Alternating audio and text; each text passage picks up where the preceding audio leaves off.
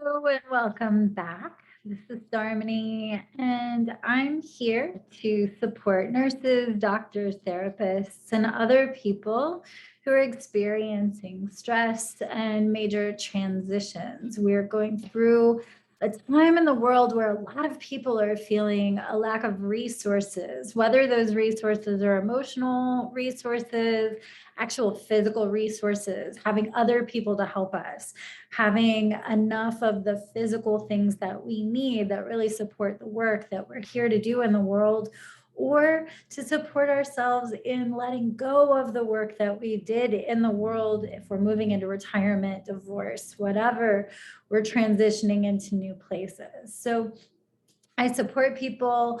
My background is in yoga therapy, not Western medicine, but I believe that they blend really well together when needed. And when it's not needed, it's just a really wonderful supportive system. And not all of it is in the body. Today, we're going to talk about a way that it works differently. And so this is going to start to begin to go into some of the unique kinds of little secrets that yoga has to support people. And we're just going to start it today. There will be another video coming very soon that will carry this point further. So in my first video, the last video, I talked about how just getting a map, getting an understanding of what has mattered to you, what's been really important to you, what have you already learned, not just in your field of work, but just in your life. Who are the authors and the people who've meant something to you? What's really worked for you so far? So today we're going to get in a little bit deeper, and we're going to talk about the things that are needed in order to begin to build real emotional strength. Now, emotional strength, what the world, the culture is talking about right now, a lot is self-care. And a lot of times that gets into kind of spa things, right? Like going and having a bunch of wine, taking a bubble bath, going out with girls, whatever, right? Those are all things that someone might do if they really need to relax and feel less stressed in the beginning, just kind of immediate letting go. But we all know that what happens is if we go back into a situation where we don't have enough resources, there's a lot of confusion or scattering of the focus needed to attend to a task. If we realize we're kind of staying in the front lines of change, whether it's what's going on in a hospital or at other workplaces, or if it's just in your own home life, right? If it's that there's a lot of fighting or difficulties in home, just taking a break for a minute isn't going to be enough. There's got to be something that creates some kind of thread for you to help you really begin to find a way to have that ease come back with you as you go back into that scene. And so today I'm just going to give 3 kind of beginning points. Now, this is not comprehensive. I work one-on-one with people.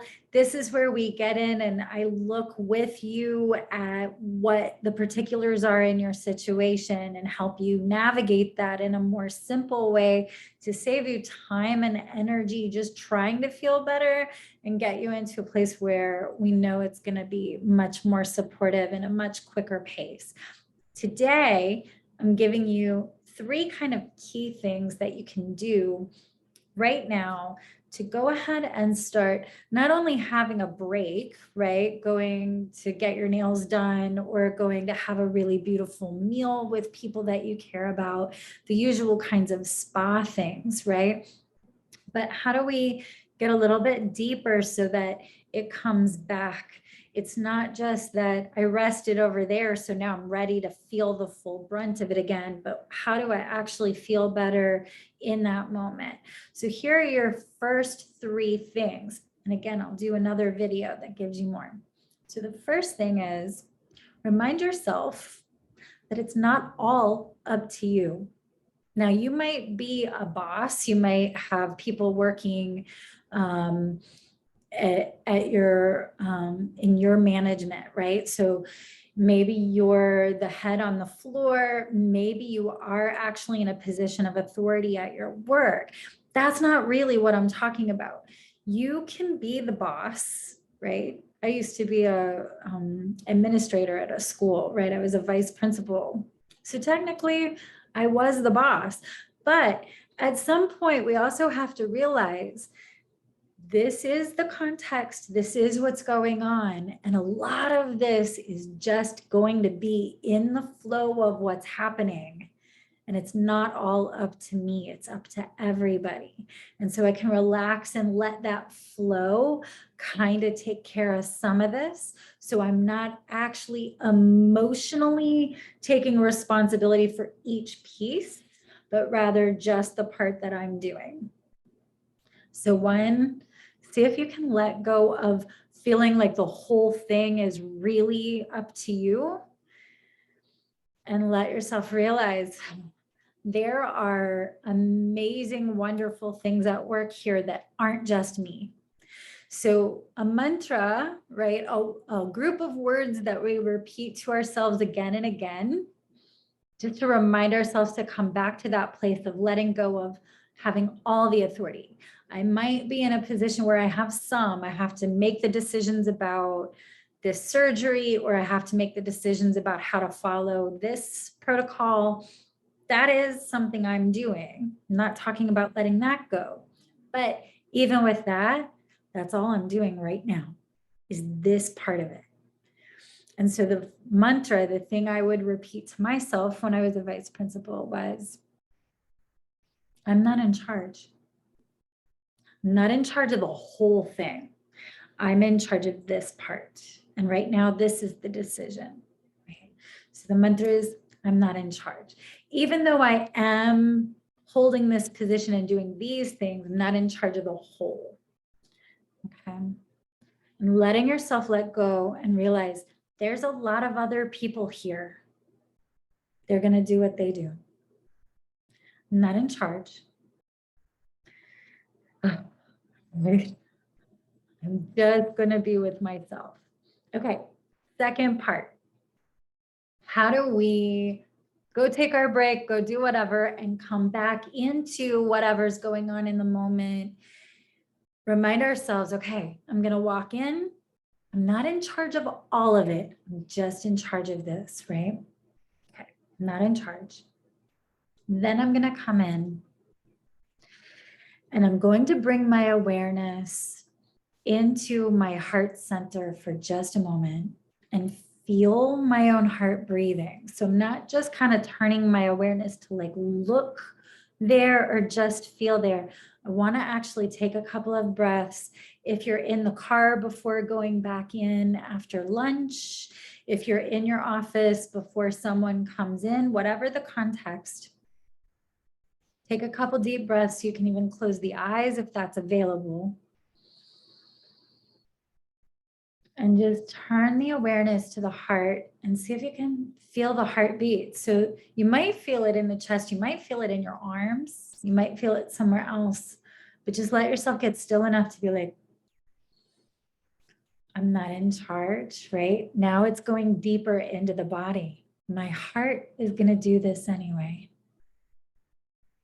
My heart is going to do this anyway. My heart knows how to beat and move the blood and give the body life and carry that oxygen, right?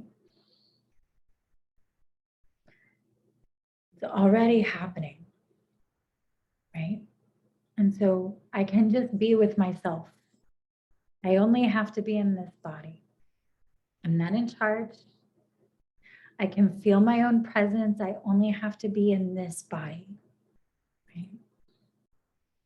Nice. So giving ourselves still points, okay? Still points before we go in. Then again, once you're in there, again, you don't have to even stop listening to people, but see if you can still feel that heartbeat just for a second here and there. When you're getting ready to move and go to a new position, maybe between clients or patients, right? And when you need to, you can even take a quick bathroom break and just while you're in the bathroom, return to that heart and be like, oh yeah, this is just my body. I'm just in my own presence. I only have to be this one, right? Okay, I'm not in charge. I only have to be this one. I can feel my own heartbeat. It's just me, right? When we're having a difficult conversation with someone, when we know we're about to coming to the heart, after something has happened, coming back, even just briefly, just feeling 2 beats, it just kind of brings us back into our own body, our own mind, our own presence. The third thing, this is a little bit of homework. You can think about it in the car. You can think about it as you're already doing something else that doesn't require focus and concentration. What is something I love doing? Now, I don't think this is a new idea. You've probably been thinking about it already, right? But what is something that you love doing? And bring the awareness to a memory, a time when you are doing it.